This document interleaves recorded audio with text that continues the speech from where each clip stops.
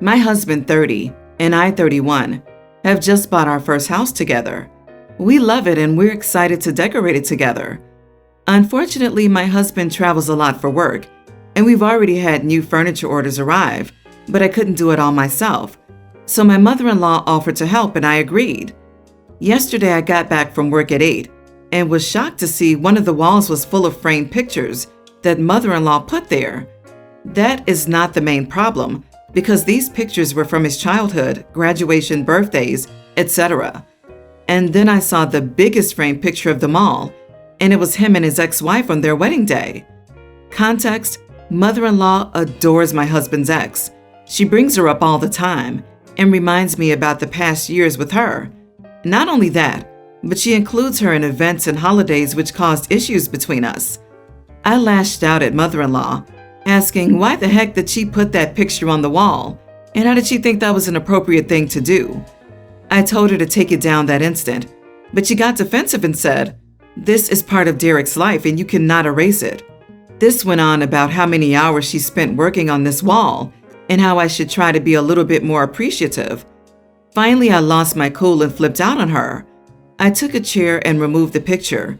She started arguing with me, asking what was wrong with me and calling me crazy. I told her to take the picture and leave, but she tried to say that it wasn't just the ex in that picture, but my husband as well. But I told her I'd throw it out if she wouldn't leave. She left but started texting me saying stuff like jealous, bitter, overbearing, controlling, etc. I responded by telling her she disrespected me in my own home for what she did and proceeded to ban her from the house. She called my husband and forwarded a screenshot of the ban. He called me and we talked. He then said his mom ought to know better, but she didn't. And I was right to be angry, but banning her from the house was an overreaction, like a crazy overreaction. He tried to get me to call her and cancel the ban, but I refused. He then ranted about how unfair I was to make such a decision when it's our house, not just mine. The conversation went nowhere, and now I'll wait for him to get home to talk. My in-laws are upset with me, saying I went overboard with this reaction and urged me to let mother-in-law back into the house and drop this whole thing like it never happened. Am I the idiot for banning after this? Not the idiot. Who even does that? It was a super inappropriate thing to do. Mother-in-law knew exactly what she was doing and how she succeeded in driving a wedge between you and your husband. He should 100% have your back on this, and his mother should apologize. I hate to say it, but you need to be prepared for this not being the end of it. This is a classic nightmare mother-in-law. Good luck in the future. If this is an indication of how things will be, you may well need it. She absolutely knew what she was doing. She likely wants to drive a wedge between you both so that your husband will come to his senses and have no choice but to get back to his ex. This has nothing to do with you, really. She's a controlling, narcissistic cow. Ultimately, the person whom she is undermining is your husband, but he can't see it because he thinks his mother is misguided, but finally acting in his best interest. He needs a reality check, or he will have to go through another divorce. No woman in his right mind would tolerate your mother-in-law's actions and your husband's inaction. This is a hill to die on, or to bury your mother-in-law under. Hang up a photo of you and your ex and see how hubby feels about it. Oh, it's childish and immature? Well, so is his mother. He needs to back you here. If he doesn't, it is only going to continue to happen. She's going to keep on doing this to you until he stops it, or you two break up. It sounds like she's trying to do that so he can get back with his ex. Agree. I'm such an idiot, I'd go with this. I'd find a photo of everyone I slept with and hang up there. Then invite mother-in-law over and have these really awkward conversations. Oh, that guy? He's Tony. He was the best lover. Way better than your son. Oh, that's Greg. I don't want to get into details, but he was so handsome. That type of crap. See how long that nonsense lasts with mother-in-law. I, 26 female, have been with my boyfriend, 27, for 2 years. We recently found out that we are expecting a baby, and we're both excited about it. He has a best friend, 27 male, that got engaged to his girlfriend, now fiancée, Layla, 24, over the summer. and they plan on getting married. So he asked my boyfriend to be the best man. They've known each other since childhood. Here's the conflict. Layla and I had a falling out last year. We used to be close, but she pulled a complete 180 on me and went behind my back. People came to me and said she talked behind my back about something very personal to me at a bonfire last year. When I confronted her about it back then, she looked baffled and asked what she did and how she could fix it. I wanted to believe her, but I felt she should have already known why I was mad at her. My boyfriend is still close to both his best friend and the fiancé to this day, since he's known them before dating me. He mentioned that he could bring me to the wedding if something happens with my pregnancy. I told him that I wouldn't sit and watch someone who betrayed me celebrate love. My boyfriend understood that, but he told me that being the best man was very important. Finally, I lost it and told him that if I'm not going to the wedding, he shouldn't be his best man and prioritize the baby and me. He dropped the conversation after that. I told some of my friends this, and they said though the pregnancy is important for him to be attentive to, I should move on from the drama and let him be there for his best friend's big day. But I still stand firm, because it'd be awkward with his fiancé if I went, and his best friend can find someone else to be his best man. Am I the idiot? You are the idiot. Wait a second. You claim the two of you had a falling out and said she has no idea why you're even angry at her, and you refuse to tell her what she did? So you can sit at home pregnant and cranky, but you have no right to tell your boyfriend he can't be the best man in his best friend's wedding. This is a huge red flag. For him, not for you. This is incredibly controlling on your part. If you don't want to go to the wedding, fine, but stop being a micromanager of his friendships. This behavior will push him away and turn him and many other people against you in the long run. Controlling isn't cute, and it's long-term poison for a relationship. Book yourself a spa day on the day of and enjoy yourself, but don't do this. If you love this man, love him enough to let him be friends with his friend. Otherwise, you're going to find yourself in a co-parenting relationship with an ex. You are the idiot. You do not own your boyfriend. Letting him go? Seriously? Would you respect someone controlling like that? You are taking other people's word on what she said. She may not have said it, but if she did, you are giving her what she wants. You upset and carrying on and avoiding her. Both of you could go, and you could show up as if you are the more mature and polite lady. This could be a turning point where you could shine. But maybe you're uncomfortable about her getting married and having the wedding, and you're still not married and having a baby? I, 27 male, have been best friends with someone we'll call Mark, also 27, for over 20 years now. Many years ago, Mark came out as gay, and a few years later, he began dating a man who we'll call Dennis, 26. I have never liked Dennis. During the beginning of their relationship, Dennis cheated on Mark. He made advances on me, and I've never been able to forgive him for what he put Mark through in the early stages of their relationship. But despite this, and through a lot of therapy, Dennis and Mark seemed to be happy together, so I put up with him despite my issues. A few days ago, I married my now wife, Jessie, 26. The planning for the wedding was pretty stressful, and while I would have been happy with something small and more cultural, I knew Jessie wanted something larger, so I let her take the lead with the more creative aspects of the ceremony. I asked Mark to be my best man, and he accepted. Because the wedding was a larger ceremony and SOs were welcome, Dennis was invited. Around a week ago, Dennis approached me and started talking to me about how he was planning on asking Mark to marry him soon, and asked my permission to propose to him during the ceremony, right before Jessie was due to walk down the aisle. I politely told him that while I'd support him and Mark when and if they do decide to get married, because I wanted the ceremony to go along with Jessie's plan, and because we had already told Jessie's cousin he couldn't propose during the wedding, I'd appreciate it if Dennis were to propose at a different time. He said okay, and I never heard of it again. Day of the wedding rolls around, and I'm standing at the altar with Mark nearby, and Dennis gets up from his seat, walks up to the altar, gets on one knee, and loudly proposes to Mark in front of the entire crowd. At this point, Mark has what can only be described as a look of horror on his face, and I assume I did too, as one of my other groomsmen interrupts and takes Dennis away, as he resists and screams that I'm only not allowing him to do this because of my inherent phobia.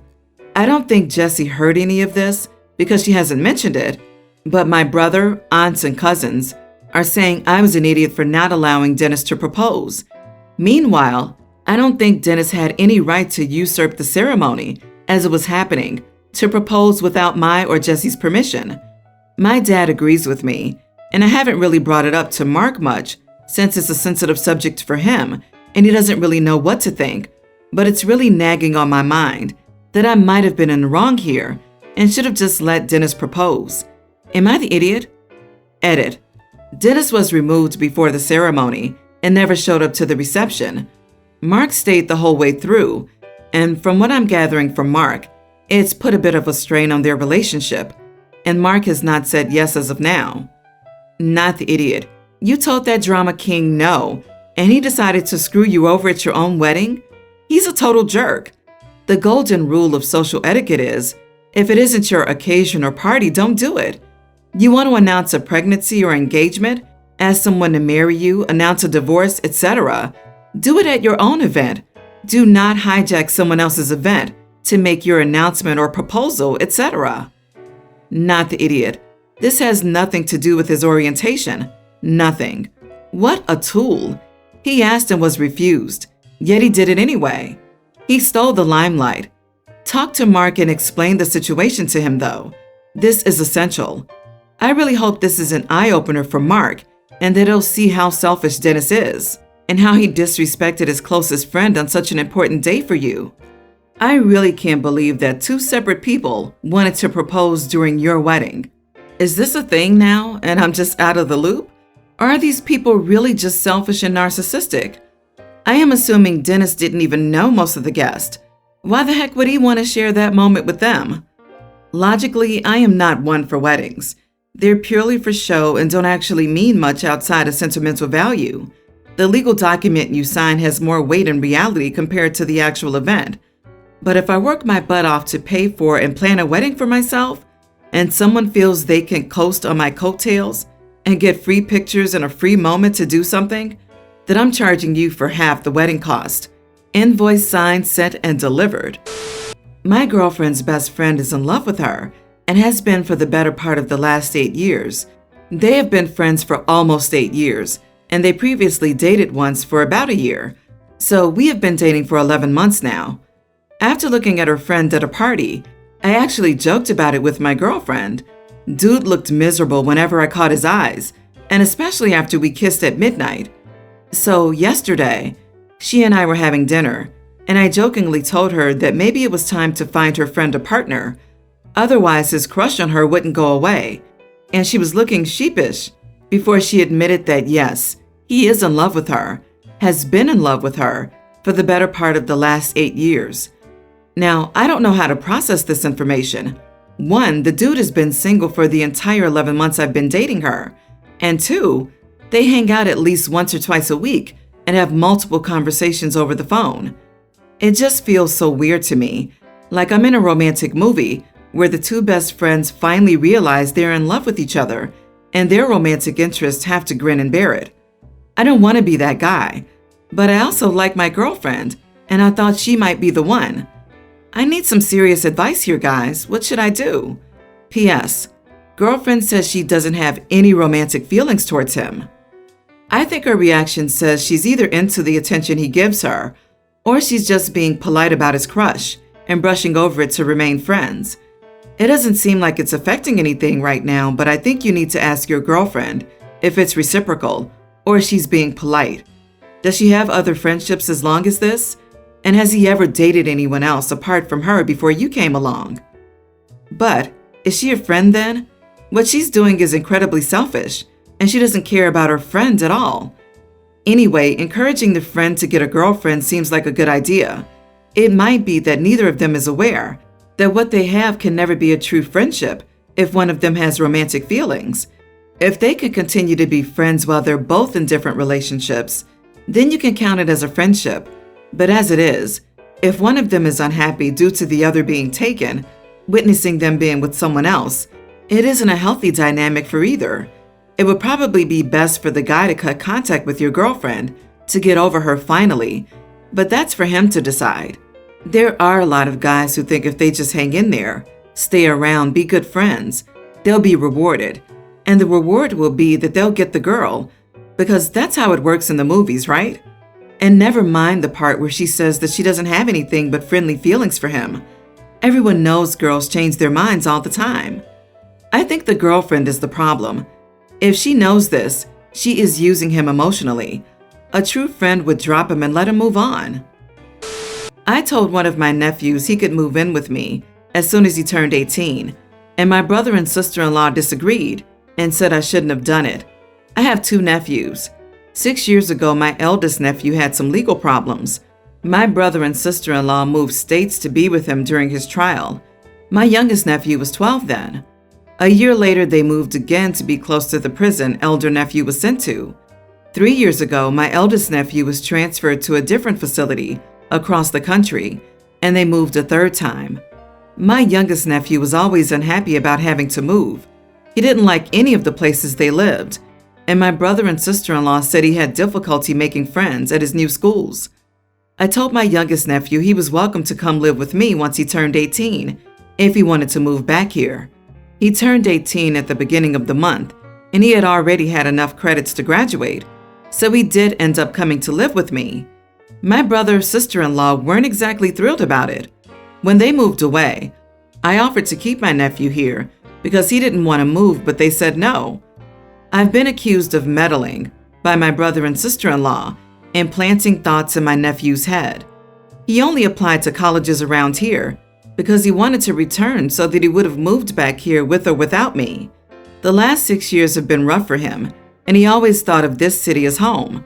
I'm in regular contact with my eldest nephew, both by phone and in writing, and when the global issue didn't stop in-person visitation, I have flown out to visit him every year when I could swing the time off.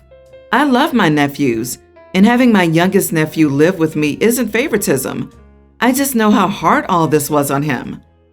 You are a hero, OP. He probably feels more comfortable and stable staying in one place instead of moving around the country. I've moved a lot as well growing up, and it's not fun. It's hard to make and keep friends and eventually give up. So this will benefit him in the end. And maybe his feelings should have been considered while they kept uprooting him to follow his brother around. This is what I was thinking. For heaven's sake, his entire life has revolved around his older brother. His parents thought nothing about uprooting him, not once, not twice, but 3 times? I'm willing to bet the older son is the golden child, and the younger one's feelings are never considered. Oh, Pete, thank you for being such a great relative. Yeah, at 18, he's perfectly entitled to make decisions by himself, and the parents should respect this. Otherwise, it sounds like they got angry over something that reminded them that they messed up the well-being of one child for the benefit of the other. This is pretty common, and parents always get extremely angry when the neglected child distances themselves or shows any resentment or displeasure at how they were treated. They'd rather keep things festering under the carpet, even if it poisons them all. Not the idiot. I wish I had an uncle or aunt like you.